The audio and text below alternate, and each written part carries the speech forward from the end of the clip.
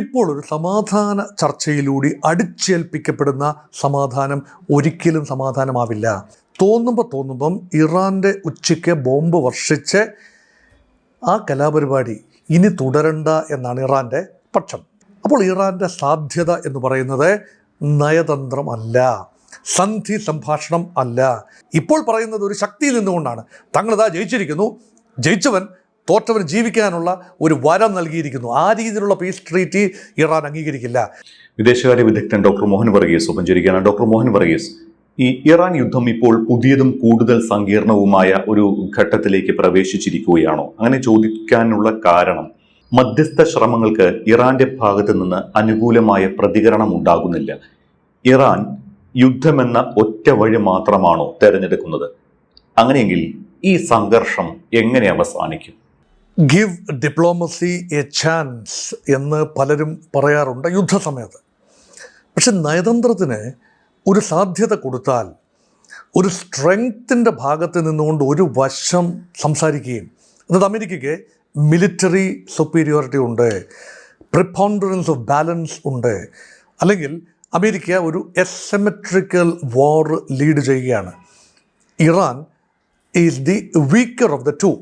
നമ്മൾ ഇറാനെ പിന്തുണയ്ക്കുന്നവരുണ്ടാകാം, അമേരിക്കയെ പിന്തുണയ്ക്കുന്നവരുണ്ടാകാം, ഒരു കളി പോലെ ഇത് കണ്ടു നിൽക്കുന്നവരുണ്ടാകാം. പക്ഷേ വാസ്തവം, സത്യം എന്ന് പറഞ്ഞാൽ അമേരിക്കൻ മിലിറ്ററി മൈറ്റ് എന്ന് പറയുന്നത് വളരെ വലുതാണ്. അതിനെതിരെ ഇറാൻ എന്ന രാജ്യത്തിന് ഒരു സാംസ്കാരിക ഒരു ഭൂമിക കൂടിയല്ലേ, ഒരു ജനതയല്ലേ. ആ ജനതയ്ക്ക് എതിർത്ത് നിൽക്കണമെങ്കിലും ആ ജനതയുടെ വിശ്വാസങ്ങൾ, ആ ജനതയുടെ അസ്തിത്വം, ആ ജനത ആഗ്രഹിക്കുന്ന തരം ഗവൺമെൻറ്, ഇതെല്ലാം ആ സിസ്റ്റം നിലനിർത്താൻ കഴിയണം എങ്കിൽ ഇപ്പോൾ ഒരു സമാധാന ചർച്ചയിലൂടെ അടിച്ചേൽപ്പിക്കപ്പെടുന്ന സമാധാനം ഒരിക്കലും സമാധാനമാവില്ല. നിരന്തരം ഇറാൻ ആക്രമിക്കപ്പെട്ടുകൊണ്ടേയിരിക്കും. ഒരു വെടിനിർത്തൽ പ്രപ്പോസൽ വന്നാൽ, താൽക്കാലിക വെടിനിർത്തൽ പ്രപ്പോസൽ വന്നാൽ, അത് ഇറാൻ അംഗീകരിച്ചാൽ അതിനർത്ഥം എന്താണ്?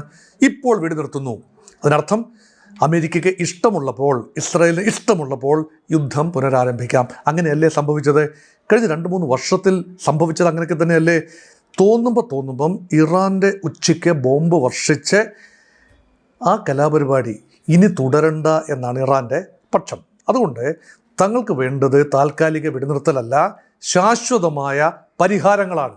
Comprehensive peace deal, binding. ആ ബൈൻഡിങ് എന്ന് പറഞ്ഞാൽ കയ്യൂക്കുള്ളവൻ കാര്യക്കാരൻ എന്ന ലോകക്രമത്തിൽ എങ്ങനെയാണ് ഒരു ബൈൻഡിങ് ട്രീറ്റി ഉണ്ടാവുക?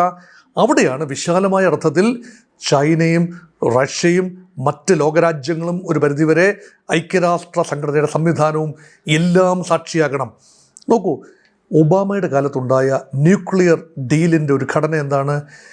P5+1. P5 എന്ന് പറഞ്ഞാൽ permanent members with veto power in UN security council. അതാണ് P5. അമേരിക്ക ഇറാൻ ഡീൽ മാത്രമായിരുന്നില്ല.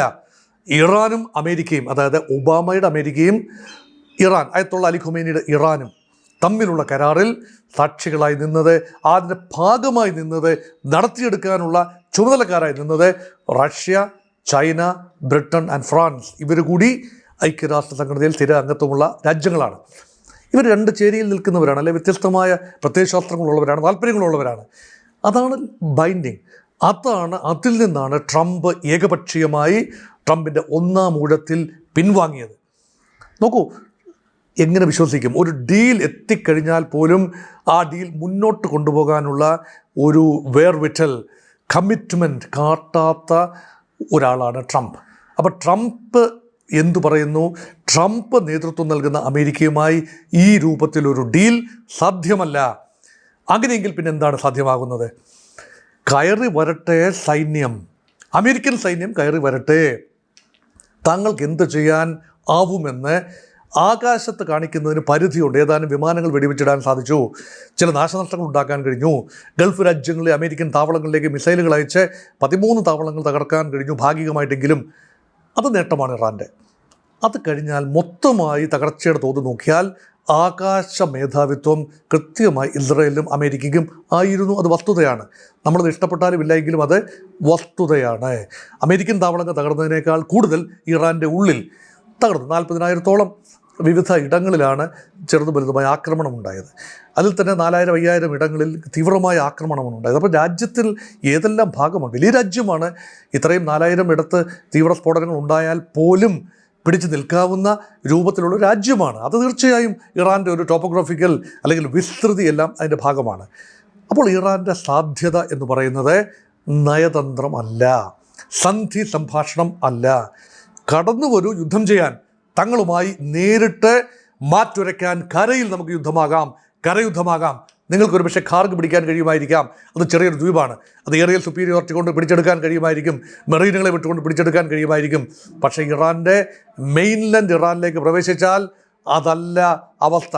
തൽക്കാലത്തേക്ക് ഇറാൻ്റെ ഊർജ്ജ ഉപാധികൾ ആക്രമിക്കാൻ പറ്റും, വലിയ നാശനഷ്ടങ്ങൾ ഉണ്ടാക്കാൻ പറ്റും. പക്ഷേ ആത്യന്തികമായി ഇറാൻ ആഗ്രഹിക്കുന്നത് ഒരു സ്വതന്ത്ര ലോകത്ത് ഭയമില്ലാതെ നിൽക്കുകയും ഇറാൻ്റെ വിഭവമായ എണ്ണ ഉപരോധമില്ലാതെ അന്താരാഷ്ട്ര വിപണികളിൽ വിൽക്കാൻ സാധിക്കുകയും ചെയ്താൽ തീർച്ചയായും വർഷങ്ങളെടുത്തുകൊണ്ട്, 5, 8, 10 വർഷം എടുത്തുകൊണ്ട് പൂർവാധികം ശക്തമായി ഇറാന് സാമ്പത്തികമായി പോലും തിരിച്ചു വരാം. ഇൻഫ്രാസ്ട്രക്ചർ നശിച്ചത് റീബിൽഡ് ചെയ്യാനാവും എന്നൊരു ചിന്ത.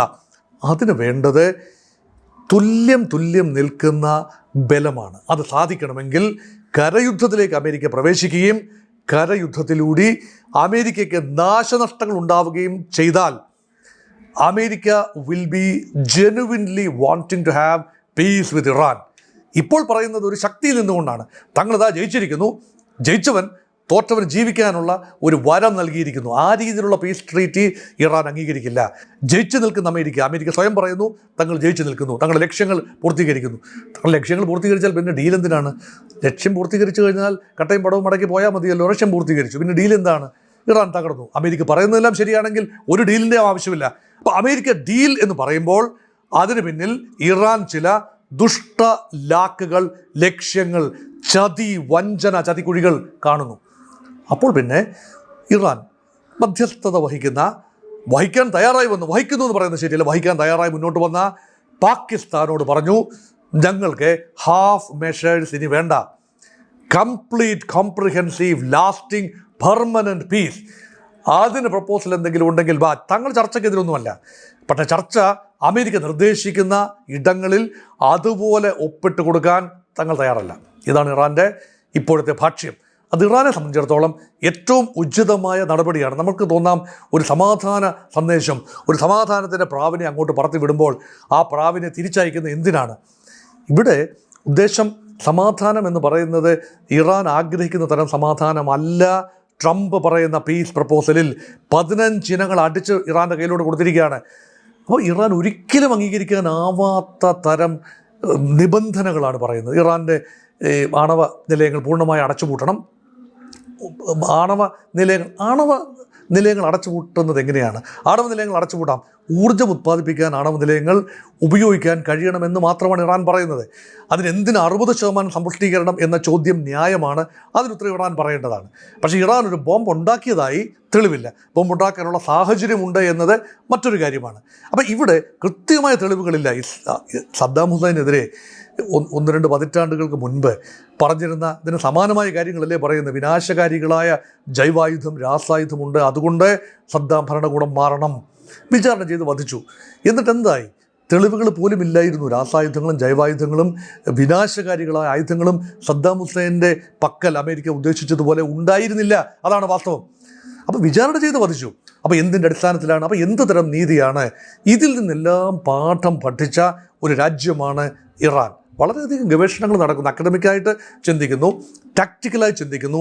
അപ്പോൾ ബലഹീനമായ അല്ലെങ്കിൽ ദുർബലമായ താരതമ്യേന ബലം കുറഞ്ഞ രാജ്യത്തിന് തന്ത്രപരമായി മാത്രമേ മുന്നോട്ട് പോകാനൊക്കൂ. അതിൻ്റെ പ്രധാനപ്പെട്ട തന്ത്രമാണ് ഇപ്പോൾ കരാറില്ല, അല്ലെങ്കിൽ നിങ്ങൾ ഉദ്ദേശിക്കുന്ന ടേംസിൽ കരാറില്ല. അതുകൊണ്ടാണ് ഇനി കരാർ വേണമെങ്കിൽ ഞങ്ങൾ 5 കാര്യങ്ങൾ മുന്നോട്ട് വെച്ചു എന്നാണ്, നഷ്ടപരിഹാരം ഉൾപ്പെടെ മുന്നോട്ട് വെച്ചു. അപ്പോൾ ഈ കാര്യങ്ങൾ ഇറാൻ മുന്നോട്ട് വെച്ചു എന്ന് പറഞ്ഞാൽ അമേരിക്ക ഉദ്ദേശിക്കുന്നിടത്ത് എത്തില്ല എന്നല്ലേ അതിനർത്ഥം. അതുകൊണ്ട് ഇസ്ലാമാബാദിൽ, ഇത് പാകിസ്ഥാൻ തലസ്ഥാനമായ ഇസ്ലാമാബാദിൽ തുർക്കിയുടെയും സൗദി അറേബ്യയുടെയും ഈജിപ്തിൻ്റെയും എല്ലാം വിദേശകാര്യമന്ത്രിമാർ ഒരുമിച്ചിരുന്ന് ചായ കുടിച്ച് പിരിഞ്ഞു. അവർ കുറേ ഫാൻറ്റസി തിയറീസ്, ഇങ്ങനാണെങ്കിൽ അങ്ങനാണ്. പക്ഷേ 2 രാജ്യങ്ങളെ മാത്രം കോൺഫിഡൻസിലെടുത്തില്ല, ഇറാൻ ആൻഡ് ഇസ്രായേൽ. ഈ 2 രാജ്യങ്ങൾ ഒരിക്കലും സന്ധി ചെയ്യില്ലല്ലോ, ഇപ്പോഴത്തെ നിലയിൽ സന്ധി ചെയ്യില്ല. പക്ഷേ ഈ രാജ്യങ്ങൾക്കും സന്ധി ചെയ്യാനാവണം. ഇറാൻ ഇസ്രയേലുമായും ഇസ്രയേൽ ഇറാനുമായും സന്ധി ചെയ്യാൻ, സഹവസിക്കാൻ കഴിയണം. അധിവസിക്കുകയല്ല, അധിനിവേശം നടത്തുകയല്ല, സഹവസിക്കുകയാണ്. ജൂതരാഷ്ട്രത്തിന് നിലനിൽപ്പുണ്ടാവണം. ചില ഉറപ്പുകൾ ഇറാൻ കൊടുക്കണം. നിരന്തരമായി ഇസ്രയേലിനെ ആക്രമിക്കും, ഡെത്ത് ടു ഇസ്രയേൽ, ഈ ഒരു ചാൻറ്റിങ് നിർത്തണം. അതൊക്കെ ആവശ്യമല്ലേ?